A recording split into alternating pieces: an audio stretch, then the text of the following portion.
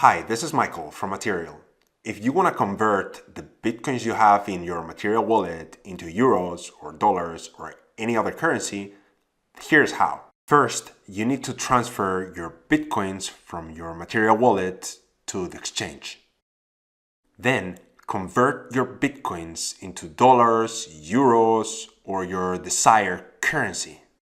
Thereafter, send your money to your bank account.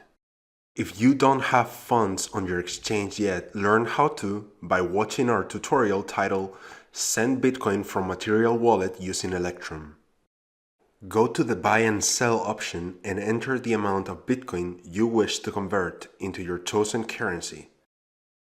Press Sell and enter the amount of Bitcoin.